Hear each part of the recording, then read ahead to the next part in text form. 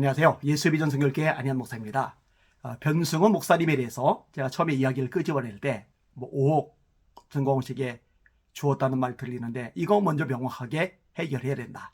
이런 얘기 했더니만 성경적인 내용 다뤄라, 교리적인 내용 다뤄라 하고 이 변승훈 목사님을 추종하는 사람들이 댓글을 날리더라고요. 그런데 제가 이제 조목조목 성경적인 내용으로, 교리적인 내용으로 뭐가 문제인지를 밝히니까 그러면은 받아들이되잖아요. 우리가 잘못 알았다. 변승훈 목사님 문제가 많다. 우리 말씀으로 돌아가겠다. 이래야 되는데요. 조용히 해요. 반응이 없어요. 참 이상한 일이죠. 참 희한한 일입니다. 사랑하는 시청자 여러분, 우리들의 절대적인 기준은 말씀입니다. 성경 66권. 하나님의 계시의 말씀. 이 계시. 이 말은 쉽게 쓰는 게 아니에요. 여러분 기도하다가 감동받는 거 그걸 계시라고 안 합니다. 예언의 연사, 방언 통역 연사, 환상 모르는 거, 영분별하는 거, 지식의 말씀 연사, 지혜의 말씀 연사, 은사라고는 하지만 계시라고 하지는 않아요. 이 계시는 기록된 성경 말씀 여기에만 해당이 되는 거예요. 함부로 쓰면 안 되는 겁니다. 이 계시의 말씀인 성경처럼 권위를 지르는 것이 또 있다라고 말하면은 이게 이제 심각한 이난이 되는 거예요. 가톨릭이 그래서 문제입니다. 가톨릭은 교황을 말씀하고 나란히 놔요. 어찌 보면 말씀보다 더 위에 있는지도 모르겠어요.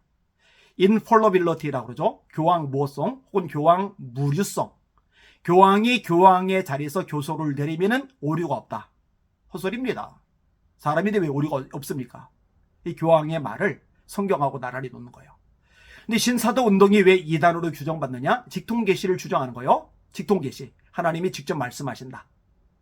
그리고 이것을 계시라고 말하면서 마치 말씀이라도 되는 거냐, 성경의 권위라도 되는 거냐, 이렇게 올려버리는 거예요. 아니요. 성령께서 감동하셨다. 이렇게 말하면 이해가 가요. 근데 계시가 주어졌다. 이거는 심각한 거예요. 자, 전광훈 씨의 설교 또는 전광훈 씨의 책, 전광훈 씨의 직접 한 말, 이걸 근거로 얘기해라. 처음에 얘기했는데 제가 그걸 근거로 얘기를 했는데 그 다음부터 반응이 없다니까요. 자, 변승훈 목사님이 2019년 3월 14일 설교입니다. 바울만 계시를 받았던 게 아니에요. 초대교회 목사들도, 초대교회 성도들도 계시를 받은 거예요. 왜 바울만 지혜와 계시의 영을 받은 게 아니에요? 왜? 바울만 지혜와 계시의 영을 받은 게 아니에요. 바울이 말한 대로 지혜와 계시의 영을 너에게 주사. 믿습니까? 지혜와 계시의 영을 주었다고 해서 계시를 받는 게 아니에요. 이 참 말도 안 되는 거죠. 목회자들도 받았고 성도들도 받았고 우리는 특별 계시를 받는다고 말하는 게 아니라 이런 성령 충만을 통해서, 성령의 은사를 통해서 계시를 받는다는데 그 계시 아니라니까요. 그걸 받아야 좋은 거지, 안 받으면 이상한 거지, 안 받으면 못난 거지. 그지요? 그게 뭐가 문제야? 그게 문제죠. 자, 변승훈 목사님 설교 2019년 3월 14일 설교 더 읽을게요. 목사는 여러분 계시받아야 한다. 목사는 계시적인 사람이 되어야 합니다. 그래야 여러분 제대로 된 진짜 강력한 설교자가 될 수 있어요.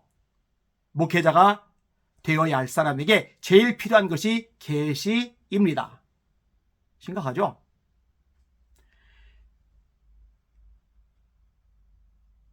계시가 없다면 그게 이단이지.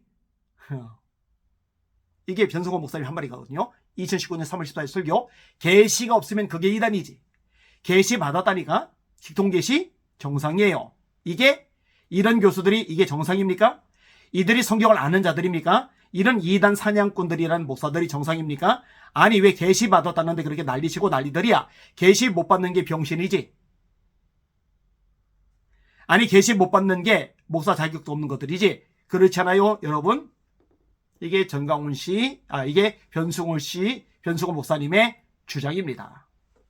자, 조금 더 읽어드리도록 할게요. 계시 2013년도에 낸 변승훈 목사님의 책입니다. 35쪽입니다. 그러므로 계시가 끝났다는 주장은 어리석은 것이며 성경적인 것이 아닙니다. 우리를 각자 계시를 통해 하나님과 예수님을 알아야 합니다. 그래야 구원 받습니다.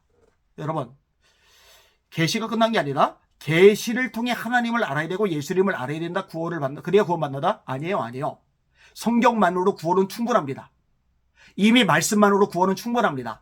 오직 이것을 기록하면 너희로 예수께서 하나님의 아들 그리스도이심을 믿게 하려 하며 너희로 믿고 그 이름을 힘입어 영생을 얻게 하려는 것이라.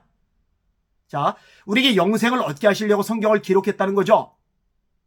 요한복음 20장 31절의 말씀입니다. 디모데후서 3장 15절 네가 어려서부터 성경을 알았나니 성경은 능히 너로 하여금 그리스도 예수 안에는 믿음으로 말미암아 구원에 이르는 지혜가 있게 하느니라.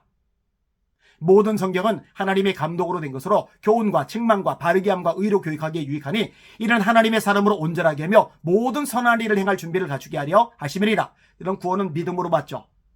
너희가 그 은혜에 의하여 믿음으로 말미암아 구원을 얻었나니 이것이 너희에게서 난 것이 아니요 하나님의 선물이라.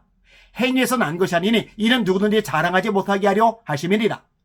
네가 만일 네 입으로 예수를 주로 신하며 또 하나님께서 그를 죽은 자 가운데서 다시 살리신 것을 네 마음에 믿으면 구원을 얻으리라. 사람이 마음으로 믿어 의에 이르고 입으로 시인하여 구원에 이르느니라. 근데 이 구원받는 믿음을 가지게 해주는 게 뭐냐? 말씀이죠. 그런즉 믿음은 들음에서 나고 들음은 그리스도의 말씀으로 말미암느니라. 성경으로 말씀으로 충분해요. 근데 뭐라고요? 계시 끝난 게 아니라고요? 지금도 계시가 주어진다고요? 이 계시를 통해 하나님을 알고 예수님을 알아야 구원받는다고요? 다시 읽을게요. 그러므로 계시가 끝났다는 주장은 어리석은 것이며 성경적인 것이 아닙니다.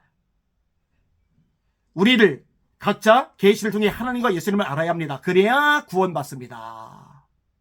이렇게 심각한 문제, 이단성을 지니고 있는 겁니다. 말씀에서 어긋나는 거예요. 여러분 속지 마시고 말씀 위에만 든든히 서시길 바랍니다. 진리 가운데만 견고히 서 계시길 바랍니다. 그게 올바른 신앙, 주님께서 기뻐하시는 신앙, 성경적인 신앙이 되는 겁니다. 제가 이런 식으로 변승호 목사님이 직접 말했던 것들 설교로, 그 다음에 글로 썼던 것들을 책으로 냈던 것들 인용해 가면서 조목조목 뭐가 문제인지 밝혀드리겠습니다. 속지 마시고 말씀 가운데 바로 서시기를 예수님의 이름으로 부탁을 드립니다. 날마다 주님 바라보고 주님의 이름으로 전진하며 승리합시다. 할렐루야.